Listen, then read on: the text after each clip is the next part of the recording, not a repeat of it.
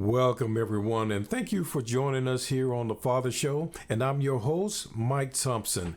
Today, if you have not already subscribed to our YouTube channel, I would ask that you would go to our YouTube channel, The Father Show with Mike Thompson, and click on that subscription button. And don't forget, hit that like button while you're at it. And most importantly, tell somebody else about the show. Let them know that we are here. And this show is for us men and women. We love having you to watch the show as well. We want you to get to know more about us and what's going on in our world. So, and then if you have sons, you have a better idea what he is experiencing in his life. So we want you to watch the show just as well. So don't go anywhere. Don't forget to hit that subscription button as well, because we'd love to have you subscribe also. And if you are looking for resources, go to the Father Show with MikeThompson.com, click on resources, and there you will find state and national resources that can assist you in what you may need. Now, if you can't find what you're looking for, please shoot me an email at thefathershow@gmail.com and let me know what you're looking for, and I do my very best to get it and find it and assist you with it. Now, when you go to our resource page, just so you know, we don't know you were there. We don't want to know you were there. Those resources are there free for you, and all you have to do is go find the information you're looking for and make the phone call that you may need. Okay. So today, ladies and gentlemen, we have a fantastic show for you today, and I love our guest. And you may have seen him on the Today Show and some of the other shows as he's done. But today we have Dan Doty, and Dan is a father, husband, meditation teacher, men's work group leader, and a wilderness guide. He was a former co-founder of EVRYMAN and the director of the TV hit show MeatEater. His current practice includes helping businesses founders deal with their deepest and hardest problems, coaching men on softening their hearts, and leading groups into the wilderness to contact their inner strength and confidence. In his spare time, Dan loves to meditate, camp, wrestle with his kids, and go on dates with his wife. Can't beat that one. And I love the part we're going on the dates with his wife, so that's fantastic. But without further ado, let's welcome Dan Doty to the show. Dan, how you doing, bro? Hey, Mike.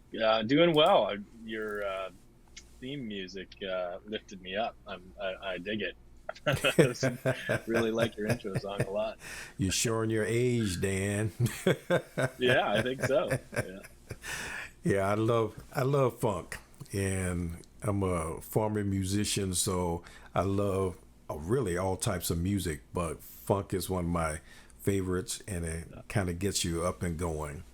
So, but thank you. Yeah. Yeah.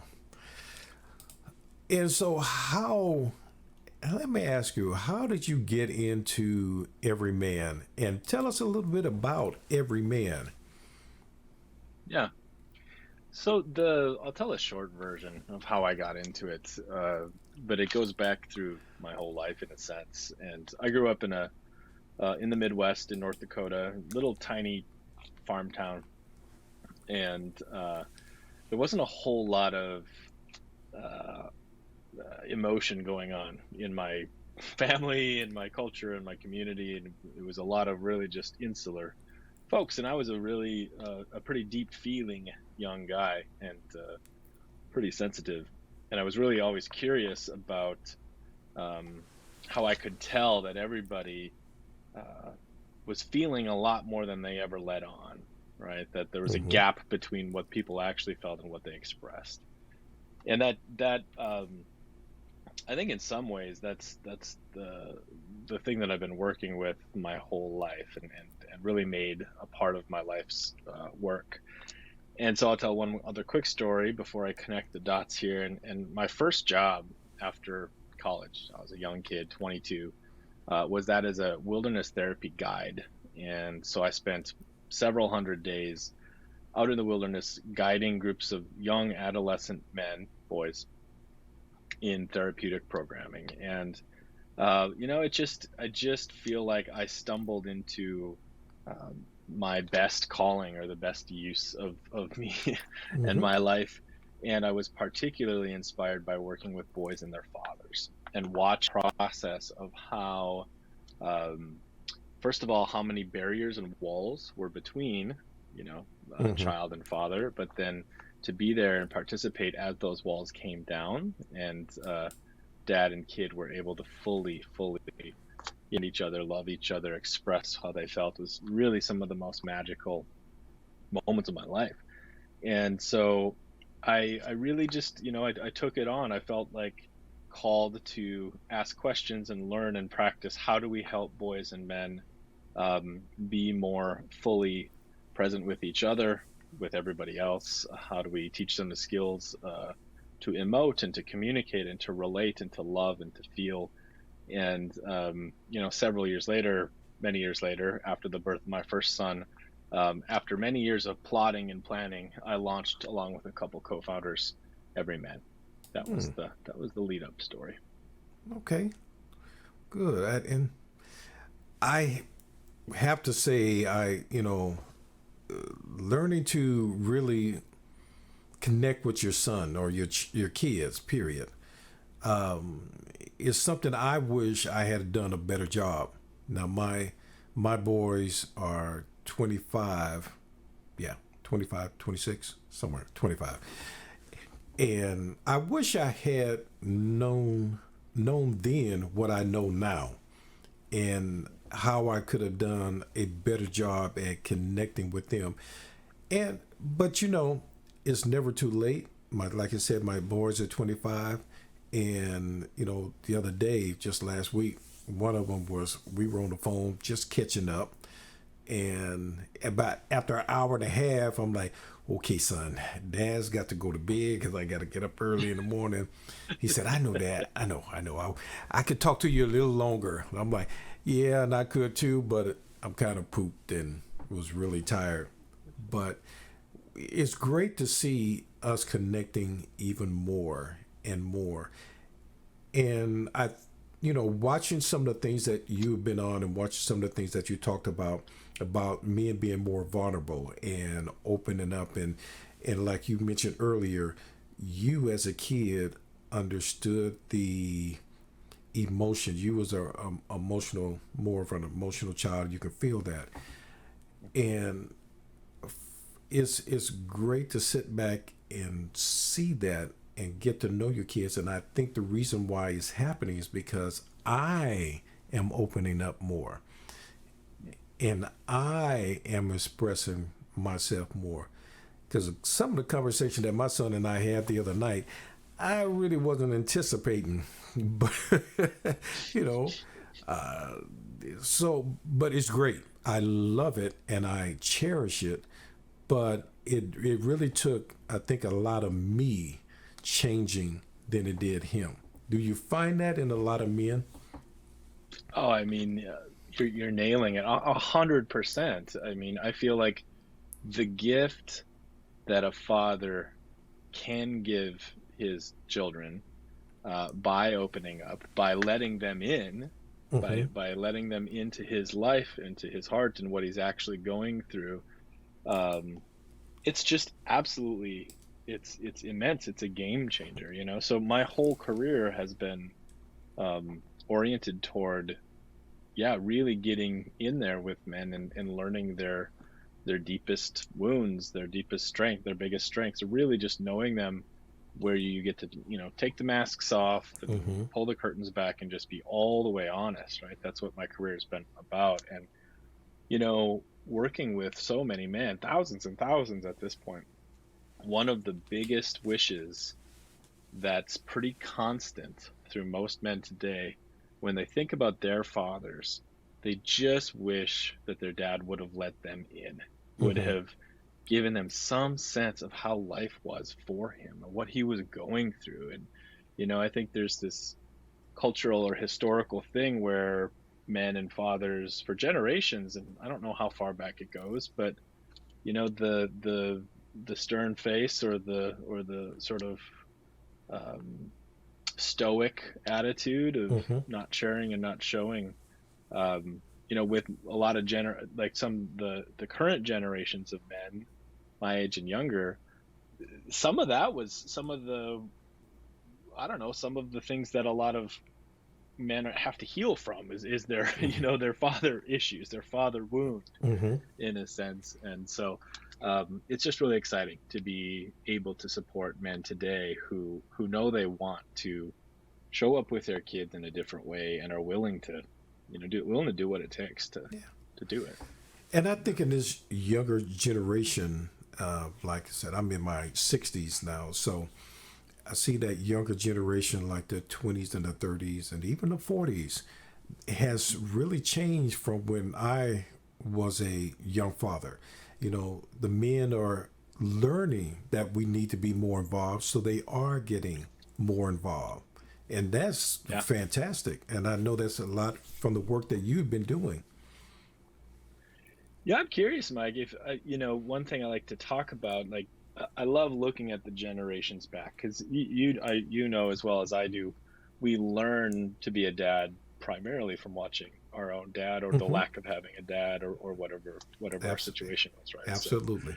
um, so you know, I like to ask the question, right? So I just turned 40, right? That's how old I am, and my generation of dads, the mandate or the job description for being a good dad Hmm. is very different than what it was for my father and Hmm. his generation, right? So if I had to paraphrase for my father's generation, you know um, I think it was putting our family in a better economic situation Hmm. than we were, like to advance our family economically. um, show up and go to football games, and uh, you know do some things with us, right? Just could generally be involved.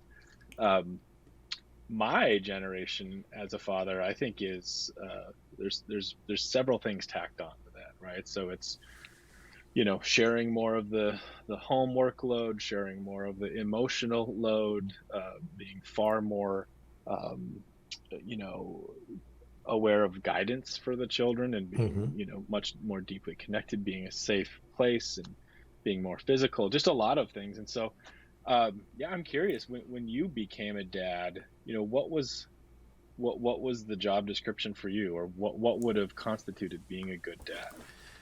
For me, and I really have to say and be really upfront and honest about it, I always wanted kids. I love kids. Yeah. So I always wanted kids. I just didn't really want to get married. I just wanted the kids.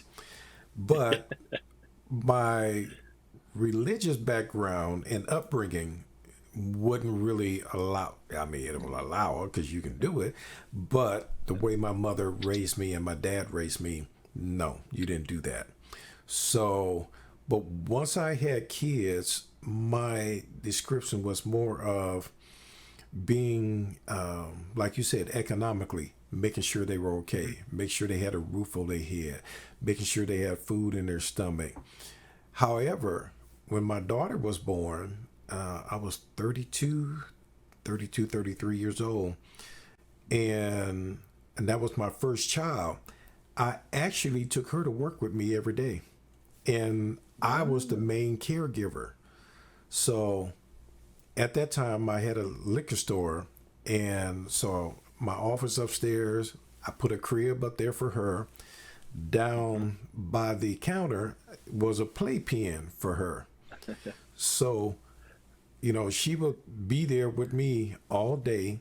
I would take her home, feed her before her mom got home, and that was it. And I enjoyed Cool. it, you know.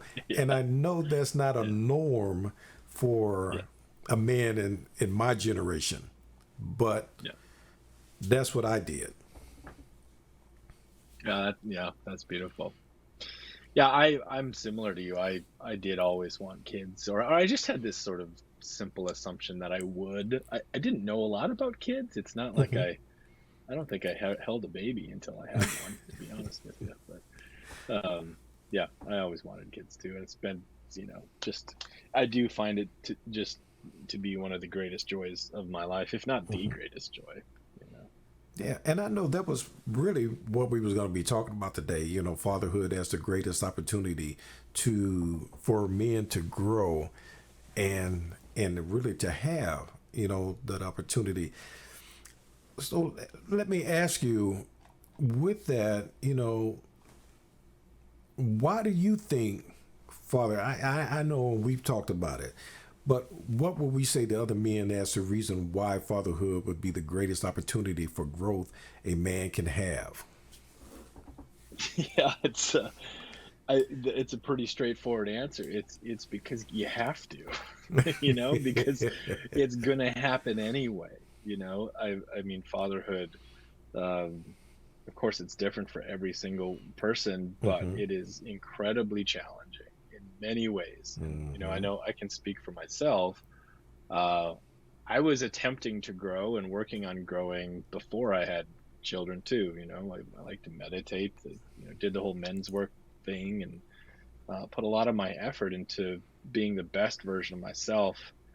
And then I became a father, and got put through the ringer, really. and Mm-hmm. and so I think, first of all, I was grateful for all of the effort I had put in already, but then I quickly realized, like, there's there's there's a lot here that I have to catch up on, right? And so that's a simple answer, is that I think naturally occurring in our lives, as men, becoming a dad is an acceleration point of a lot of things, right? Mm-hmm. So my hypothesis, or basically the working stance that I take, is that, um, with the support of other dads, and with a little bit of perspective or education, or just little nudges, that we can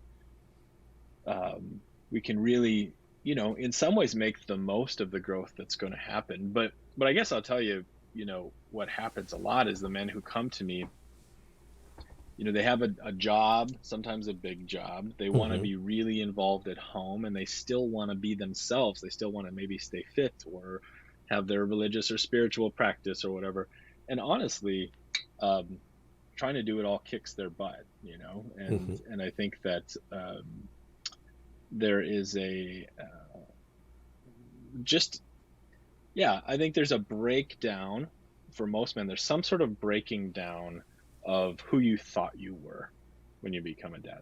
Mm-hmm. And, I think most men before kids put themselves in the center of the world, of the universe, right? And operate there from a place Mm-hmm. of me first. And then, you can keep that going when you have kids, but it seems to wear out after a while. And learning to live for your family first, but still take care of yourself, it's just a big challenge. And so, Yeah. with my men's work background, I just think it's an incredible time to come together and to learn from each other, support each other. And I think that most dads are going to grow to be more of themselves through parenthood. But I think if we come together to do it, honestly, I just think we can maybe get to some of the good stuff quicker, maybe hopefully have a little bit less pain along the way, Mm-hmm. so Now, yeah. you do with every man. I know you guys go out into the wilderness and you connect that way. And I've seen that a lot of men will do that. But let me ask you, I know, doing this organization that I've done since 2004, it's hard to get men to come to this, and I know you've Hmm. led groups, and I know it's hard to get men to come to that. How can we make it where men find it more okay and stop worrying about, I think, worrying about their masculinity and what Yeah, they look like to the other fellas? How can we get more yeah, men involved? it's one of my favorite questions, and I definitely have an answer, or 100 answers maybe, but the biggest one, and I guess, just to clarify, I ended up stepping away from the Everyman organization a Mm-hmm. couple years ago, and now focus just on the fatherhood stuff, just for anybody listening. But But in both cases, the question is super valid, right? So how do you entice men or catch men's attention to show up for something which is not in the mainstream of culture? It's probably not something their fathers did, and like you said, may challenge their uh, current conception of masculinity or manhood, or what it means. And the simplest answer I have on how we do it is that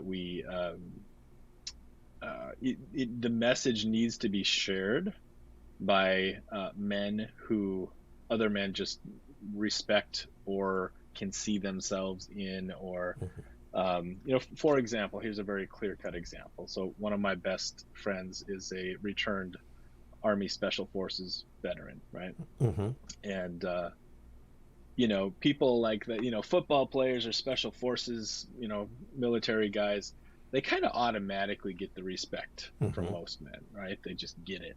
So when you got a guy like that stepping into these groups and then being a mouthpiece and sharing a message, and myself to some extent too, right? My career before the men's work stuff um, was on a show called MeatEater, which is a hunting and wilderness show, right? And that's my background. And so people see me as big, hairy, red bearded dude out in the woods, chopping wood and building fires. And I think it at least gives them a uh, a moment to say, well, maybe I could, maybe I could be interested in this, or Mm-hmm. so I think the messenger is really important. The second thing I'd say, which is pretty standard both for men's groups but also therapy and all the kind of other things, is that a lot of men turn toward it when they don't have any more options, or they feel they're hurting in a certain way. Yeah. And I think I would love that not to be true. I would love, and actually I do see this happening. A lot more men turn to this stuff more proactively now. Mm-hmm. Mm-hmm. But I'm encouraged. I feel in the past 10, 15 years, I mean, we launched EVRYMAN, and I within a couple of years, like you mentioned at the beginning, I was on the Joe Rogan show and the Today Show, and we had a big Mm-hmm. spread in men's health, and so we at least got the attention of mainstream media for a while, Mm-hmm. and that touched a lot of guys. And did it catch in a big way? No. I think if maybe 1% of men are open to this stuff, like, I don't know, maybe we open to another 0.5%. I don't, I'm just making that up. But, small gains. I like to think that our younger generations now, our children now, um, may be just more generally open to things like this to start. I would definitely agree. Yeah. Because you see the younger generation, they are more open to talking. They are more open to seeking therapy if they need it. Generally, men, especially in my generation and older, we don't reach for help until our back is against the wall. When we got nowhere else to go and we got to come out swinging, that's when we're going to look for help. But until Yeah. that point, I got this. I got this. I can handle it. I'm fine. No worries. Yeah. Yeah. Yeah, So, no, you don't. That's what I tell those guys. Is that you yeah. don't. And Pull you're yourself right. When they see somebody like Yeah. you in the wilderness, they see NFL players or basketball players or baseball players who they call or they view them as the ultimate type of man. You know, Exactly. the one that can go hunting, the one that can go on the football Yeah. field and grind it out. And we admire them and we think that's what real masculinity is, and it really isn't. But if you sit down and talk to some of those guys, you will find out that they're just like you and I. You know, Yeah. I tell folks all the time, my best friend used to play for the NFL, and he was a single dad. I was a single dad, and I watched him braid his daughter's hair, put on his daughter and my daughter, put on makeup on him when he was playing with them, and he looked at me and I'm like, nope, not gonna do it. You got it. But here's this guy I think he was about 6'3", 6'4", 250 plus pounds, big dude, but he really did not fit into the stereotype of what a man is. I mean, he was strong. He lifted weights. He worked out, but he was very in touch with his daughter, very in touch with his masculinity, but at the same time knew how to be vulnerable and soft with his daughter. Well, and that's why I just feel like fatherhood is such a incredible opportunity, because so many men, when they have a kid, that vulnerability and tenderness and nurturing capacity, it just comes out. It just, it comes out, and hopefully it comes out, I guess I would say. But what I've learned over the years, which is interesting to me, is that a lot of men, there's like an either or mentality. It's either I'm a man, masculine, or I'm not. And it's just, that's such a unhelpful set of beliefs to be black and white about it. It's like you can be that badass, strong ass kicker guy in every way, and then go be kind, and then talk about your, like, it's like the old idea of the man card. It's not like it gets revoked. There's nothing to revoke, right? It's just I think it's an unfortunate, and it's based on fragility and fear, and men are very, and I totally understand it, right? And I have a lot of compassion for it, but men are very, the assumption is that their value comes from strength and dominance and all of these things. And I think that's actually just, it's just immature, I'm not trying to crap on it, but it's not the understanding you come to through life, like when you have kids and you sort of grow through things and you just kind of realize that it's not black and white. I can be strong and tough and really kind, gentle, warm, loving, cuddly, just all these things. And I made this statement a lot of times on different shows, that I think a lot of times it's not just us being strong to our peers looking at us like being strong, but also we're afraid that what women or our spouse or our significant other thinks of us if we show more vulnerability. Do you find that to be the case? Oh, absolutely. And sometimes it's warranted. I mean, I recently put a video up on social media, and it was a question about, it was asking men, like, do they let themselves be soft or fall apart or share their struggles with the women around them. And it was, you can imagine there was both sides of, several men came on and said, no way, I never could do that. And some women came on and said, man, I would never want my man to do that. But my sense of it is that's the minority. I could be wrong about that. My sense of it is that it's actually just something new for everybody. And again, with most of, overwhelmingly, with EVRYMAN and the fatherhood stuff and all of the programs I've ever done, the women, the partners, are the biggest fans of what we do, and they pass it on to their friends and pass it on, right? They want their men to learn these skills. Yeah, because they benefit. Hugely. So yeah, that's the answer. I mean, I think there are some women that are freaked out by it, but I don't know. Yeah, I'm curious about that. Yeah, and I agree. I think it is a minority, not a majority. I think a lot of women would like their men to be more vulnerable and show that they can still be masculine, but cuddle with them and hold their hand. And like for you, you have date night with your wife, and I do the same thing. I have a date night with my wife, and I I love it. That's my best friend, So Yeah. Yeah. I'd rather go out with her and kick it with her than I would with anybody else. Me too. Not your wife, obviously. My wife. Yeah, Dan. Don't have me come through the screen now.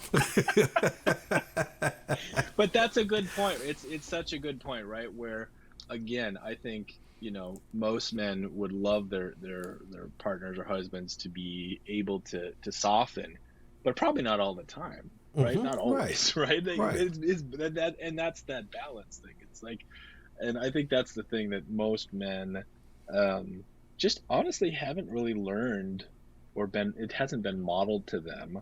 What does a healthy balance look like in Mm-hmm. terms of emotions and softness for a man, right? And that to me is when you frame it that way, excites me. Like I dream of, more TV shows with really in touch balanced men as the main character, and I think I hope that's what's happening, trending in Mm-hmm. culture. I think it kind of is, or at least a little bit, but it seems workable. I think that's something Yeah. that we can What I lean definitely into. think is changing from the old John Wayne days. Yeah. Yeah, Yeah. it's not that way. I mean, you look like The Rock. You see him in action shows. He is not only soft because he did one with a little girl and he was very soft. Yeah. Yeah, totally. He can still stand up and be funny at it while at the same time. So I think that narrative is changing and is definitely, in my opinion, changing for the better. Yeah. No, I agree with you. Yeah, The Rock, who else? Like John Cena. Mm-hmm.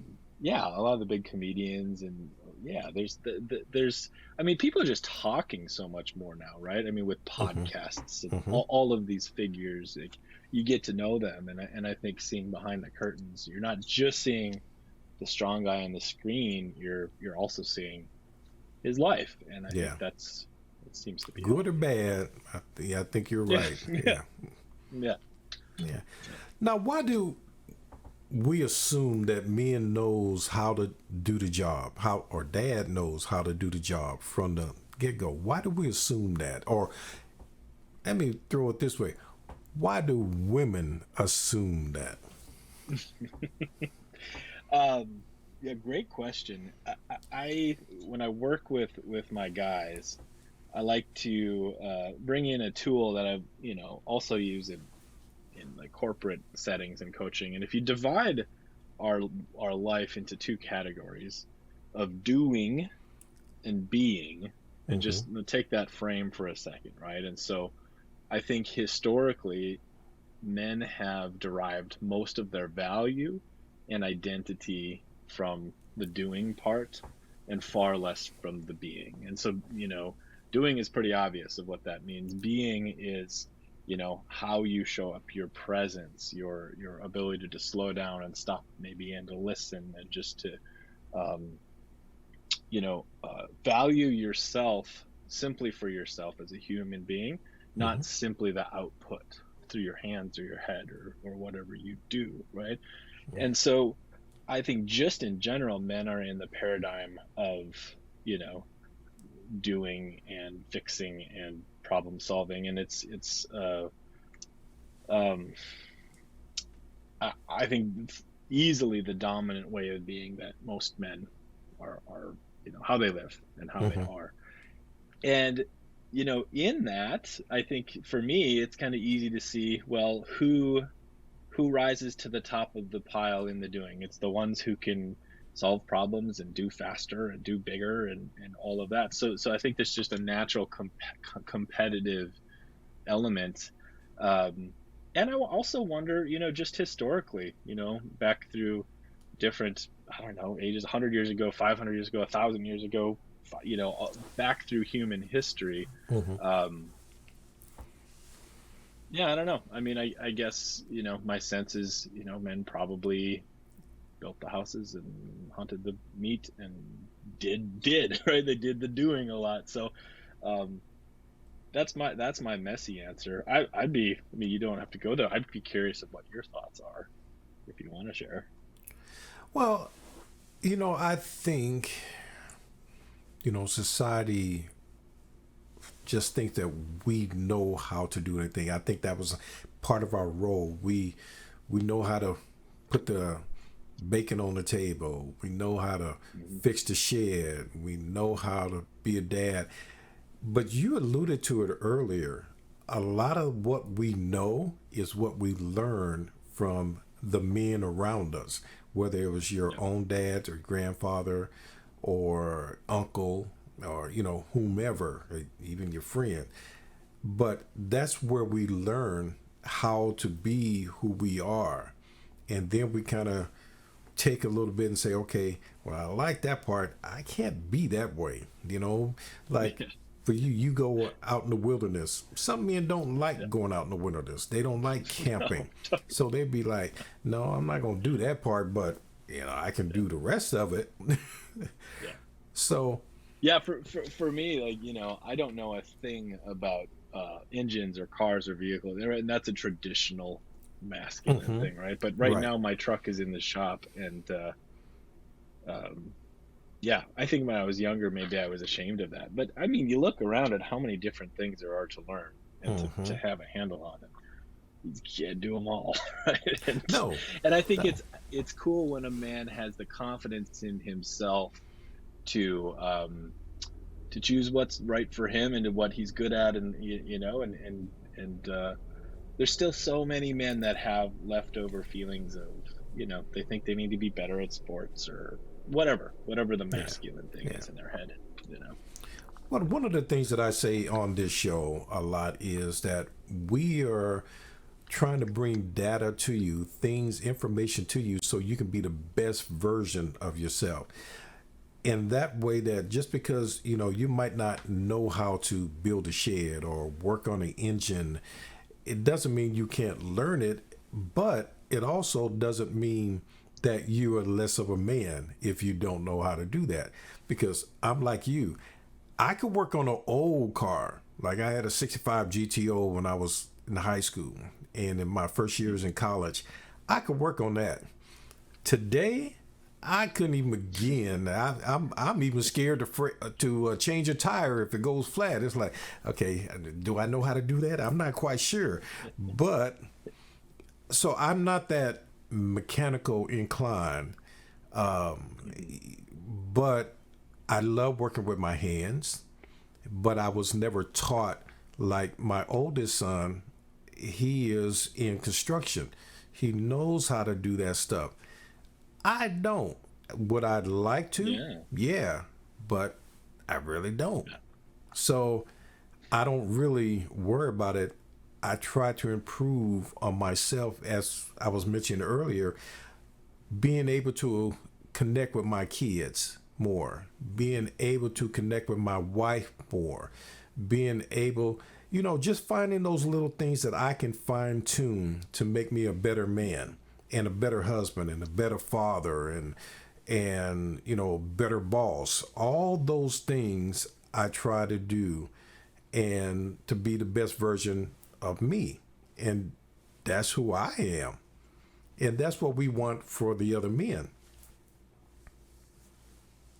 Yeah, I'm with you.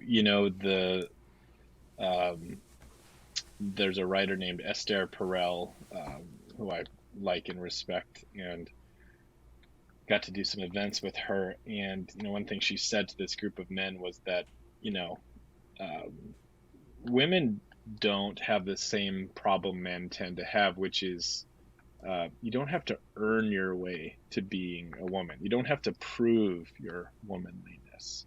You just kind of get to be a woman, and I like to tell that to men where I go too. It's just like, hey, like let's drop that old.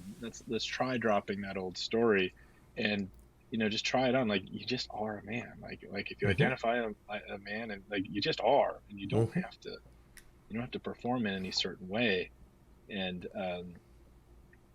and that just, I think we can be much more precise with our language, right? So maybe it's not being more masculine. Maybe it's just being more effective at your job or more able to focus. And maybe it's not being feminine, but maybe it's being caring Mm-hmm. and able to, communicate your love, right? And I think we get so we put these big categories up, and just it's it hampers our ability sometimes to learn. And so, yeah, I think there's no one prescription for being uh, a man or for being a better man. I think, some of the baseline skills that I share and practice and teach are things like, learning to slow down and get out of your own head and pay attention to what's going around you, or to listen more Mm-hmm. deeply and to notice what the needs of your kids really are, or to, um, be able to, when you get hurt or upset, not repress it, but do something more healthy with it, Mm-hmm. right? And so some of these really subtle human skills, they're not man, they're not women, they're not anything. They're just some baseline human skills I see. Now, how do you mentioned earlier that you teach men how to soften their hearts? How do you do that? Mhm. First of all, just by giving them permission to feel the love and express the love that they already feel, right? I mean, that's one part of it, is just permission. And honestly, the best and most effective path to that is by modeling it, is is Mm-hmm. is is literally just by sharing, right? By telling men how, tearing up and just telling them how incredible a moment with my two boys last weekend. We went outside and climbed this mountain, and they they wanted to do it. I didn't even ask them. They asked me to go, and they wanted to hike to the top, and we'd never done it before. And it's just one of the most proud, beautiful things that it's just this amazing moment. And Mm-hmm. so even just telling a little story about that, like, men don't usually talk about that stuff, right? If Mm-hmm. like, men sit around and kick tires and, make small talk or try to look cool, or, men just aren't sharing. So one of the fastest ways and most effective ways for men to soften their hearts is to have someone soften their heart in front of them, and they're like, oh, whoa, I feel similar things. And it's okay to say that. It's okay to feel that. Mm-hmm. Um, and so that is the just making it safe, and I guess setting the example of what's possible, because every human has those feelings. Everybody has their Mm-hmm. inner thing Mm-hmm. going. Everybody has vulnerabilities and things they're worried about, and Mm-hmm. everybody has warm feelings toward their family and fears. And so it really just is about creating the environment and setting the example. And I don't know if it's the same for women or, everybody, but um, for whatever reason, I just think that men need someone to go first and show them it's possible. And that seems to be Yeah. the most effective way. And I know with the being the example for your kids, I think men need to put that in their head that what example do you want from your kids? What do you want your kids to learn from you? And I know some people have a twisted view of that. I remember incidents where my two boys were out at the park playing, and this little boy wanted something, I think the swing or something. And now my kids were, I think, about 4 years older than him. And his mom was trying to get her son to fight my kids. And I'm like, are you crazy? Woman, are you out of your mind? That's what are you trying to teach your son, Yeah. that this is the violence is going to answer his question? Because either one of my kids could have beat him half to death. And what Yeah. would that have solved? That would have done anything but cause more problems in the long run. But you have parents that has a twisted view of what a man's supposed to be, how a boy is supposed to be raised. But Yeah. we as men have got to remember that we are an example. And you an example, I'm an example. And it's not just to our own kids. We are an example to all the kids that come in contact with us, is the way I look at it. I mean, exactly. Yeah. Yeah. And you know what I hope to be an example of is, first of all, I try to model and just live that honestly. And what I mean by honestly is, um, when I make a mistake, own up Mm-hmm. to it. Mm-hmm. When I feel confident, don't be afraid to share it, right? Like, just like show the kids that I am just a human as well, and I am on my own sort of path of growing and getting better, and Mm-hmm. have my own struggles. And so I try to, I don't go out of my way to demonstrate things for my kids, but I try to Yeah. just, let them see that I'm just a human, Yeah. and I'm not some vision of adult or father that's just got it all together. And but then, basic values, like I value hard work. I value fun and connection and play, and I value um, we chose to move to the rural area in the woods. We have Mm-hmm. chickens and a garden, and so yeah, hopefully I'm modeling not only a capable sense of being a man, and but somebody that just values fun, and I'm a meditator. I'm a Buddhist, and so I'm not trying to tell them what to be Mm-hmm. religiously in any specific sense, but just model that I care, model that I'm dedicated to something bigger than myself, I Mm-hmm. guess. Now, are those the lessons or the things that you really want to teach your kids? You hope that they get from you when once they grow up. Yeah, I mean, I hope the lessons they get from me. I mean, some of the basics is how I treat their mother, right? How to Mm-hmm. relate, how to have positive, healthy relationships. To me, if man, if that's how, I want that for them, right? I want them to relationally have friendships and to be able to pursue their own passions. And honestly, if I had to narrow it down to the simplest thing, is like what I would want for my kids more than anything is to live their own life, Mm-hmm. you know, and to be themselves, and to maybe not have to double back when they're older and undo a bunch of stuff. And I don't know if that's possible. That might not even be, I'm not sure if it's possible, but I'd love to give them a fighting chance at yeah, Yeah. just being them. Now, what is one thing that you have taken away from your dad? One thing you've learned from him? I mean, so much.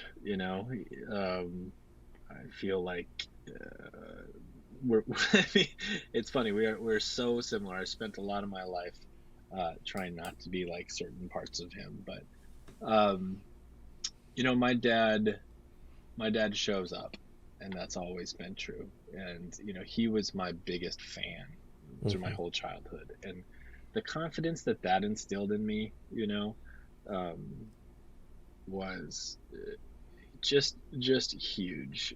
I was actually a really shy young kid, and then I got into martial arts and sports and things, and man, he admired, he let like his pride and admiration for me shone through Mm. kind of the whole time. And man, what a gift, what a huge gift that was. Yeah, So it led to just a baseline sense of confidence. I can imagine. Yeah.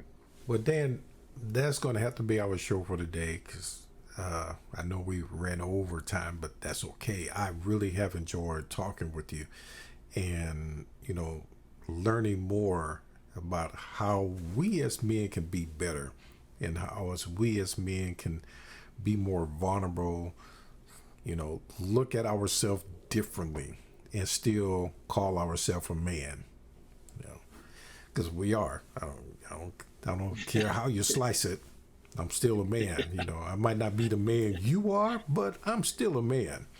So, Yeah. Yeah. but how Well, can the yeah. audience? I'm sorry. Go ahead. Oh no, I was just gonna thank you for having me on. It's meaningful to team up with other like-minded dads and men out there. Okay. Well, how can the audience get in touch with you?